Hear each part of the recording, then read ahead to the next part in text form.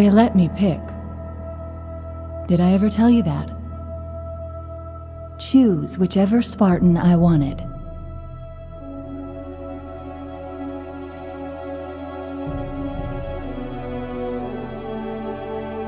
You know me. I did my research, watched as you became the soldier we needed you to be.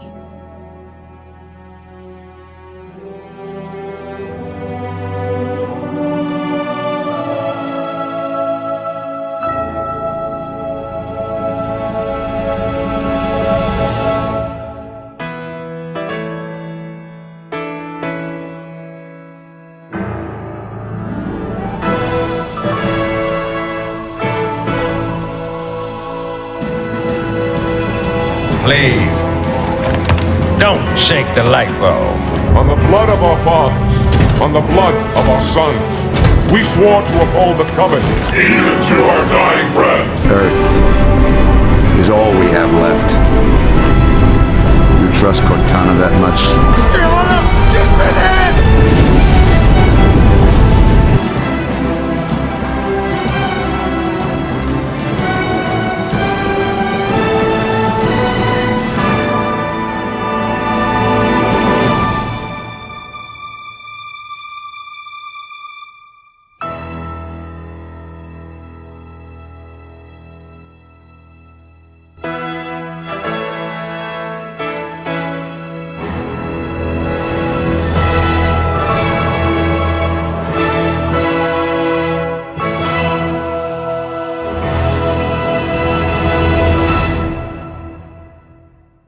Halo 3 was a once-in-a-lifetime game. Rarely do we ever see a game get so much hype, so much excitement, not only match, but exceed all expectations. But almost 20 years ago in 2007, Jesus Christ, Bungie did exactly that. With 2026 marking the 25th anniversary of the Halo franchise, the fan base is more divided than ever. But there's one game that unites everyone. One game that provided us with the adrenaline rush of escaping the collapsing ring at the last second. One game that acted as the epic finale of the whole trilogy. And one game that provided us with countless hours of custom games and online matchmaking. Even if it meant playing till the sun came up. Because Bungie had the impossible task of following the cultural juggernaut that was Halo 2, while also making the jump to the next generation for the very first time. But in doing so, somehow, they managed to catch lightning on a bottle yet again, because Halo 3 is a masterpiece. So let's take things back. It's 2004 and Bungie have just released Halo 2 to mixed results. It was a cultural phenomenon, selling over 8 million copies worldwide, but they had to completely cut out the third act. The levels were tiny and far more linear than their CE counterparts, relying too much on holding out on certain points, and the prominence of the Arbiter, while awesome looking back, was extremely controversial at the time. Financially, Halo 2 was a huge success, but Bungie was left disappointed with what they'd put out. To them, they had one chance to make things bigger and better than ever before, to finally cap off this franchise, as for them, Halo 3 would be the end of the Halo franchise. For them. So they needed to turn the series out with a bang, and the Xbox 360 let them do exactly that. Beyond the graphics themselves, the biggest thing that sticks out for Halo 3 is its levels. From the dense jungles of Sierra 117 to the wide open sand dunes of the Ark, to the frozen tundra of Halo, each level both figuratively and literally feels unique and allows for a genuine sense of scale. A major issue with Halo 2's level design was that it felt far too small. Well, not all of them, too many levels had you hold out a single point or riding on a gondola for minutes on end. Combat Evolved in comparison felt much larger. Its levels were far more expansive, allowing for a genuine feeling of exploration and scale that was lost during Halo 2's tumultuous development. The power of the Xbox 360 and the relatively smoother development cycle in general allowed for Halo 3 to go back to the more expansive terrains of Combat Evolved. This really put the overall conflict on the forefront, as it finally allowed the true scale of the Human Covenant War to be shown on full display. But besides providing a more Combat Evolved-like open style to the levels, Halo 3 acted as a complete technical showcase for the Xbox 360 itself, allowing for crazy stuff like the Forward Unto Dawn coming straight down from orbit and landing above you, or gigantic dynamic enemies like the Scarabs. No longer were they a glorified scripted cutscene with only one way of approach. Now the Scarabs are fully dynamic entities that reacted to what you and what the Marines were doing, being the closest thing Halo's ever actually had to good boss fights. Yeah, since Halo 2, Halo's tried desperately hard to include boss fights in some way, shape or form. In most cases though, they're just bullet spongy and annoying like they are in Halo 2 or Infinite, or they're literally just quick time events like Halo 4. I am the Warden Eternal. I stand in defense of Cortana. We don't talk about that one. The Scarabs in Halo 3 are the best implementation of this, I think, since even on Legendary they are actually quite fun to fight. Besides gigantic open levels and big fuck off tanks for you to fight, most of the time in Halo 3 you'll be fighting these guys, the Covenant and the Flood. Editor's note, I completely forgot about the Sentinels, but well, let's be honest, so did you. And unlike Halo 2, there's actually something for me to say here, so let's start with the Covenant. As far as the Grunts and the Jackals go, they're pretty much unchanged. Yep, just dome the heads of the Grunts and do something to take out the Jackal shields and you're golden. Why'd you say golden? The Jackal snipers don't want to make you launch your controller at your siblings anymore, and now they have a glowy light on their helmets and don't one-shot you anymore. It seems like Bungie actually decided to playtest their game. The drones are pretty much the same as their Halo 2 counterparts too, meaning they're just as annoying, but still do maintain their purpose of breaking up the gameplay.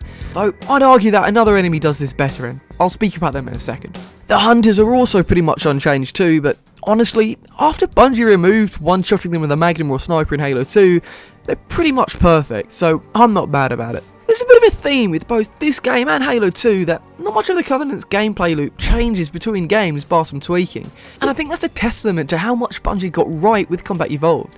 In the very first game, they had, in my opinion, created the perfect dynamic between the player and each enemy they encounter, requiring a mix of genuine strategy and equipment management, especially on higher difficulties. Sure, it was a bit simpler and less varied in CE, but they got the framework almost perfect on the first try, so all they needed to do was expand the enemy roster and tweak things a bit, which is where we get to Halo 3. Halo 3 has the wider roster of enemies from Halo 2, but without all of the jank and bullshit on Legendary, leading to what I consider to be the best gameplay experience in the entire franchise. To date, this is the smoothest Halo's ever felt, and it's not bloated by the odd, out-of-place additions made by the later games in the franchise. And it maintains the tight, curated gameplay from CE with all the additions from Halo 2. To put it simply, Halo 3 plays like smooth, classic Halo at its absolute best. But I digress. We've still got one major element of the Covenant to speak about. The main enemy designed to be the Master Chief's equal on the field, the backbone and primary commanding force of the Covenant's ground units. The Brutes. Yep, because of story shenanigans that happened in Halo 2, the Elites are no longer the main backbone of the Covenant and are actually on humanity's side now. The Brutes have taken their place as the main commanding force on the ground. Many fans at the time were concerned before release that having the Brutes replacing the Elites might have been a misstep, as it may change the flow of gameplay a bit too much, making it feel too different from Halos 1 and 2, something people definitely didn't want to be the finale of the trilogy. This would have especially been true if they played like the janky bullet spongy space monkeys of Halo 2, but thankfully this is not the case, and I actually think the Brutes are implemented very well. All of the key visual and gameplay elements from the Elites are still present with the Brutes in 3, like armor colour signifying rank and difficulty, energy weapons being effective against their shields, and them being vulnerable to a one-shot headshot after the shields are down. They still, though, are filled with their own unique quirks and flavour that separates them from the Elites. Like how they charge at you once you take out their shields, like how their shields don't recharge, and how their weapons and vehicles all have this scrappy, put-together biker look. The moment-to-moment gameplay is still very similar to the way the Elites played in the last 2 games, so it still has that classic Halo feel. Aside from the standard Brute variants, there are also Jetpack and Brute Chieftains. I alluded to them earlier, but Jetpack Brutes serve a fairly similar purpose to the drones. Only, well, they're much more fun to fight. They're much tankier, but are also much slower. Overall, I think they serve a similar role as the drones, but are much more fun to actually fight against. Mostly because you don't waste as much ammo missing them. Lastly, we have the Brute Chieftains, and I'm not going to sugarcoat it. These guys are fucking awesome. They serve as replacements for the Sword Elites, but now they have a big fuck off hammer. In gameplay, they act fairly similar to the Sword Elites, but I don't know. Something about a big space monkey charging at me with a giant hammer puts the fear of God into my eyes in a way that the Sword Elites never did. The Covenant, though, is only one side of the Halo 3 coin. Especially in this game, we also spend lots of time fighting the Flood. This is the Flood at their absolute best, and as crazy it is to say, this is the last time they've appeared in a mainline Halo game, since all of their other appearances have been in spin-offs and remasters. So this is also them at the most advanced. the most advanced lore-wise too. Much like the Covenant, we still have the returning Flood forms from the previous games, like Infection forms, Carrier forms, and Combat forms. All play fairly similar, but in larger numbers thanks to the 360's horsepower. For the first time since their introduction though, we have 3 brand new Flood types to fight against. Kinda.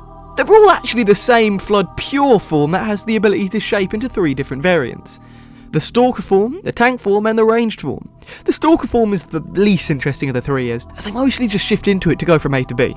Rest in peace those with arachnophobia. The Tank form is easily the most interesting form since, as the name suggests, it's extremely tanky and can still annihilate you with only 1 or 2 hits. Lastly though, we've got the Ranged form and honestly they fucking suck! They camp out a mile away from the player at whatever fucking angle they want and shoot an infinite amount of these dumb little spikes at you. And once you finally get the chance to actually shoot back, they curl up in this little fucking ball, making them practically invincible. They're the sole reason why going through Cortana and Legendary fucking blows. And of course the game likes to throw fucking hundreds of them at you. Well, despite the ranged form, the Flood in Halo 3 are still a blast to fight, as this is them at their most dynamic. In Halos 1 and 2, the Flood only ever engaged you in the same way, meaning that every Flood level kind of played the same, but the addition of the pure forms finally changed things up, as, like the Covenant levels, you now have to strategise and change your approach depending on which form of the Flood you're engaging with. So, if you've played Halo 3 before, and well, if you're this far into the video then chances are you have, you might have noticed that I've missed out on a key new addition to the game. Sure, we've spoken about the new level designs, the new enemies, but there's a third new feature to Halo 3 that I'm yet to speak about. But first, when we strip Halo's combat down to its very core features, we are left with 3 pillars: guns, grenades, and melee. These are the base abilities that you have at your disposal, that everything is designed around it. Especially in the context of the early 2000s, it's a vital reason to why Halo was so revolutionary. But since Halo's inception, Bungie and later 343 tried desperately hard to add a 4th pillar. In Halo 2 it was dual wielding, which was much more first pillar adjacent, and in Halo Reach and 4 it was armor abilities, and in Halo 5 it was the Spartan abilities, all of which, well, sucked. Halo 3's attempt at this is equipment, which has some mixed results. Some equipment like the bubble shield became just as iconic to Halo as the assault rifle, plasma grenades and, well, the Chief himself. But then there's things like the trip mine, which, well, it exists, I guess. I don't know, most of them are very situational, so you only end up using the same few. So, overall, equipment's a bit hit or miss. I can respect Bungie trying to add new features to Halo's gameplay loop, but I don't think Halo ever needed a 4th pillar in the first place, as, so far at least, whenever they've tried to add a 4th one, it mostly just ends up being fluff. This is probably the best attempt at it though. As much of a blast as Halo 3's gameplay is, however, it would be a bit strange if you were shooting aliens with no context. And Bungie left Halo fans drooling after Halo 2's cliffhanger. So of course, the next big reason why people flocked to this game was its...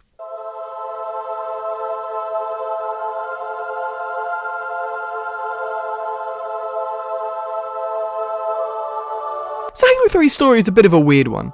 Like I hinted at earlier, Halo 3 is actually just the 3rd act of Halo 2 and you can tell. Originally, Bungie weren't going to make a Halo 3 at all, but because they had to rush Halo 2 out the door, they had to completely cut the original ending. It's why, instead of a final mission with the Chief, Halo 2 ends with an abrupt cliffhanger in a cutscene. So, effectively, Halo 3 is that original ending with some busy work before that. Its story's still fantastic and I'd say the perfect ending, very Return of the Jedi-esque.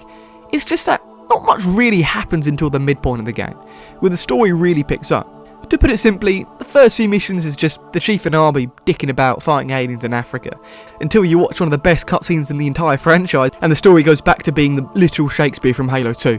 Halo 3's story has tons of great moments that people remember and quote all the time, like when humanity and the elites reach the Ark, when Chief reunites with Cortana, when the Arbiter silences truth, when Chief and the Arbiter stand together against the Gravemind, and loads more. Honestly, Halo 3 has just as many high points as Halo 2, it's just all condensed after the halfway point. I'm not going to sit and spend 15 minutes going through Halo 3's story in intricate detail. I'm sure there are plenty of videos that go through that already, but I will go through some of the high notes, especially those that stick out to me. Essentially, what Halo 3 does best is a tying up of loose ends from the first two. While CE's story focused on introducing us to its world, Halo 2 was far more focused on telling a rich narrative within it. Halo 3 is Bungie seeing everything through and finally answering those burning questions. Obviously, a very controversial aspect of Halo 2 was the inclusion of the Arbiter. While it's looked back now as a net positive, as the story of Halo 2 is only so good because of the Arbiter, many fans at the time disliked its inclusion as they wanted to spend more time shooting aliens as the Chief. If they went back to the Combat Evolved style, then they risked angering the group that loved Halo 2's new, more narratively focused direction. But if they spent too much of Halo 3 developing Chief much more as a character, then he would feel like a completely different person. Something that would feel very strange and very forced in the final entry of a trilogy. It would also go against Bungie's whole mindset of keeping the Chief as an avatar for the player. So what they did here was their best ever bad situation, I think. The Chief was back as the sole protagonist, changing the Arbiter's role to a part of the supporting cast, and as player too. This does lead to the unfortunate side effect of him feeling much more like the Chief's sidekick though. Instead of going full 343 and trying to develop Chief into a fully fleshed out character, they make his arc much more subtle. His primary focus is that of saving the galaxy of course, but he has his own personal arc throughout the game, that being his growing bond between him and his allies, particularly the Arbiter. All of this though is done primarily through body language, as, I'm gonna shock you here, Chief only says a single line to the Arbiter in Halo 3. You might not believe me, but I've checked. But most of their growing bond is shown through their actions and body language. I'll show you what I mean. In the very first cutscene, Chief wastes no time holding a gun directly to the Arbiter's head. Remember, this takes place exactly after Halo 2 left off, and the Chief spent his last few missions on his own on High Charity. He has no idea that the Arbiter, and the Elites as a whole for that matter, have switched sides and are now allied with humanity. So for him, the Arbiters still shoot on sight.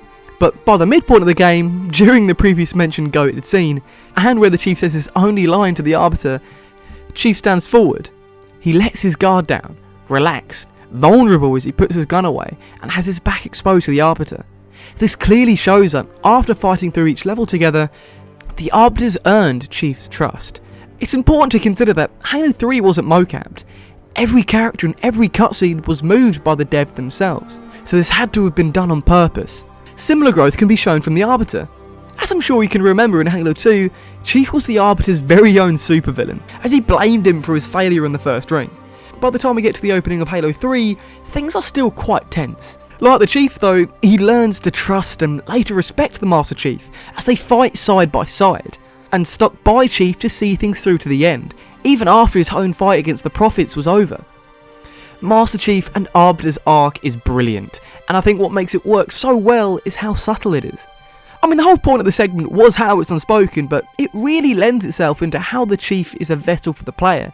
They don't need to have cutscenes where they do discuss their pasts and come to a mutual understanding or whatever, because, well, the Arbiter's with you the whole way. I think Bungie recognised the love that players had for their Marine buddies in the first two games, so they used that to contextualise the growing bond between RB and the Chief.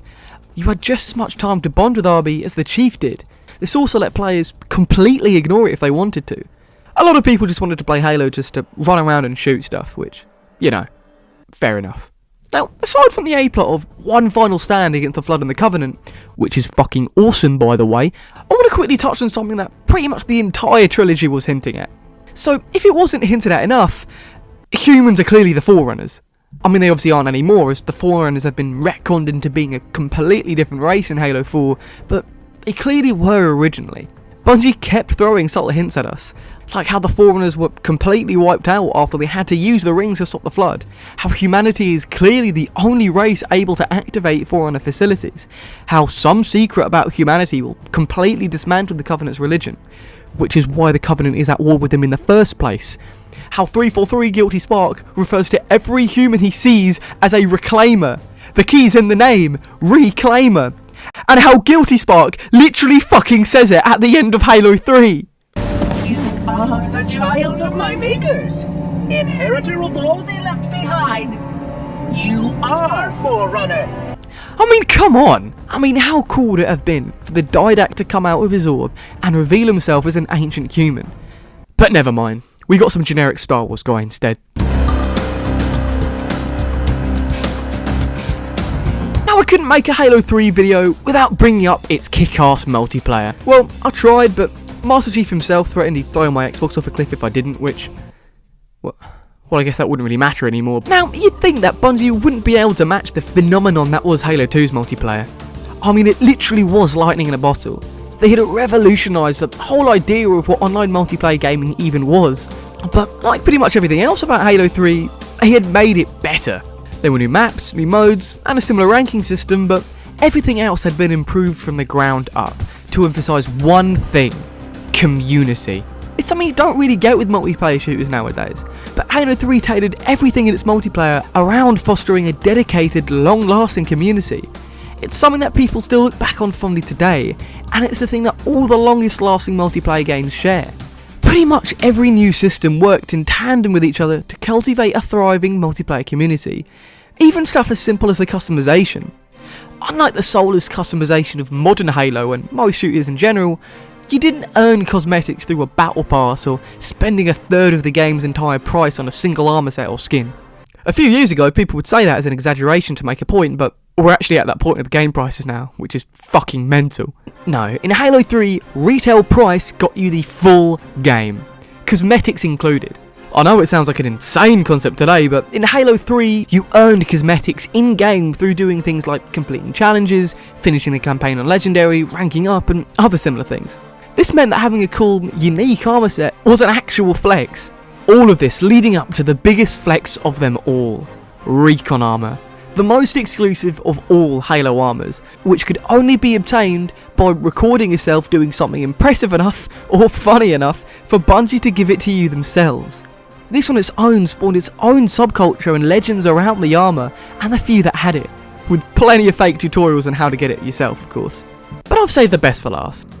As I've made pretty clear by now, Bungie had made a huge push for Halo 3 to really emphasise its sense of community, and what better ways to achieve that than to give the players the opportunity to create maps and modes themselves. This single feature not only put Halo in a league of its own, but would go on to save the franchise later on. But this is a Halo 3 video, and in its first outing, it did not disappoint. Beyond the traditional game modes and limited toolset people had with custom games in 1 and 2, people could truly make whatever they wanted. Want to treat it like Lego and just build shit on a map? Go for it. Want to do what 343 is going to beg you to do in 15 years and make your own arena maps? By all means. Want to go crazy with custom games and build parkour maps, race tracks, whatever? The game was basically begging you to do so. Forge made Halo more than just an arena shooter. It was a platform. A decade before Fortnite would do something similar, and only a year after Roblox officially released.